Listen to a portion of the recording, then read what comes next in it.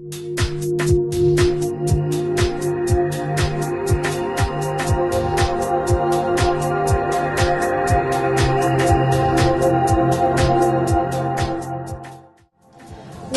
I think what the South African woman represents in the world is it's a major significance. You know, I believe that as women, we are a pillar for our country. We are a pillar because we bring life into the world and we teach the lives that we bring into the world.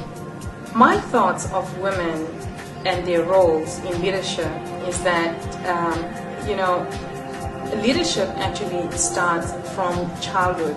I believe that it is instilled from what you experience around you, and I think that as people, whatever life brings towards us, there is something that we make out of it. For some people it can crush you, and for some people it can be an opportunity to build yourself. So my mountain as a child, one of them was, you know, as a 5-year-old or even as a 6-year-old, which is the vivid memories that I still have, was being brought up in a home with so many siblings, and I didn't have what I wanted.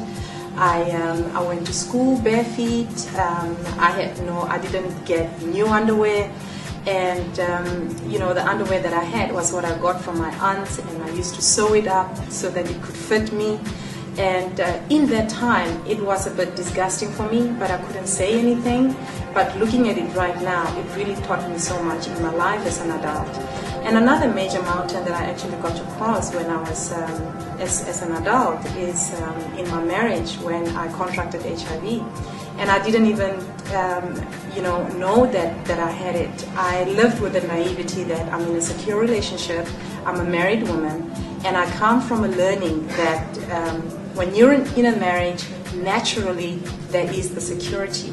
So what I've had to do as well as a lesson was to take responsibility and say, this is my life and I'm accountable for my life. What I did realize is that in my relationship, I had put my life and my health in my husband's hands. And whenever one gets to do that, there are so many stories that are going around. There are so many women, if you get to talk to them without having to bring judgment or anything, there are so many stories that you will hear of how we actually take our lives and we put them in the person's hands. And that makes it so easy for us to make these people wrong. And people just do what they do. You can never determine or even know what a person is going to do next. So that was a major mountain for me to climb. And once I got to the peak of it, which I feel that is where I am right now, I am able to talk about my status without having to hold back. I am able to have conversations with people with the aim of empowering them and with the aim of them realizing that they are responsible and they are accountable for their lives. And when you do take your life and you put it in someone else's hand, that is what you are doing. That is not what they are asking you to do. And even if they do, the person who ends up saying yes, it's you. Well, knowing that every time that I have had mountains to climb, what keeps me climbing is that whenever I put my step on the next one, I will be further away from the one before.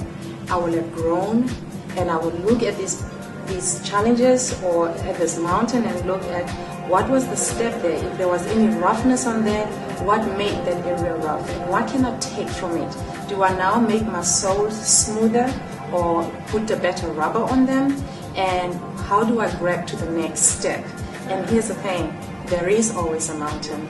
It may be however small or it may be however big, and I think all our mountains are not necessarily the same sizes. And if we ever thought that they are the same sizes, just look around in the world, no mountain is the same size. If women need to give commitment, I'd say start with yourself, because whatever you give, it always comes from you. Whether you give it to children, whether you give it to friends, whether you give it to your partner, to your friends, colleagues, whoever you give it to, it comes from you. Whether it is that you're copying someone, when you do copy it, there's some resignation that copying has to have on you. Like it's gotta resonate with you. So it starts with you. I think that community service is really important, and I'm going to say this differently right now. But I say that it's quite interesting right now with the credit crunch, and I think there's really a lesson for us to learn, because a lot of people have actually worked themselves and say we want financial freedom and we want all these riches, and they've acquired material things that are really fancy and great, you know, and they're living at a particular standard in their lives. But then there's also people who have wanted to come to a certain level, and some people have accomplished getting to a certain level and some people have not. There's a vast difference between the people that are there and the people that are there. And what I'm saying is, what this credit crunch is really teaching us is, when you go up, you cannot go up alone, because all these guys are going to meet you. And you know, like right now, I think a lot of the people who are already there, they are having to sacrifice or even give of that riches that they have. But also at the same time, is what got them there is these people. So I'm saying, when we climb, let's climb all together. And I think as communities, if you're heading fast up and you're leaving other people behind, this pattern is likely to repeat itself. And I'm saying that with all the number of years that it has happened before, it is likely that it will happen again if we continue the way that we have been continuing all this time. If you're a person who started with a simple idea or a dream, it started as a simple action and you took steps to get somewhere. And it is with tenacity and with passion that you got to where you were. So definitely that little action that you took at some point has put you somewhere. And you know, if I have to speak to or speak about people who don't have in their lives, giving something to them, it's so great. A friend of mine always says to me, you know, honey, you are such a beautiful woman, because I come from a very conservative background where you are not supposed to smile at a guy. If you smile at a guy, then it means that you are prompting something and they will be with you, and you got to be able to take whatever it is that they've got to give. So I would avoid that kind of thing. And she used to say to me, honey, if you can give a smile to someone, even if they don't look as beautiful or as handsome as your eyes want them to look, but you would have made their day, and that's all sometimes that people are looking for. So yes, my personal message of support and inspiration to the women of South Africa is, we are rich. As an individual, you are very rich. And it is just for you to tap into that richness.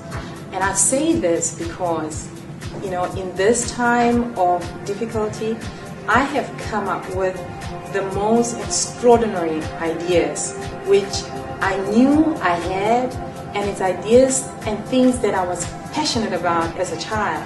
But having grown up in an environment where certain things I could just not do, but that passion was always there. So, you know, from your childhood, there are things that you wanted to do, and even though someone said to you, no, not that, or not like that, that thing is probably still there. And if you can tap into it, you are the best thing that has ever come into life, and you have so much to offer.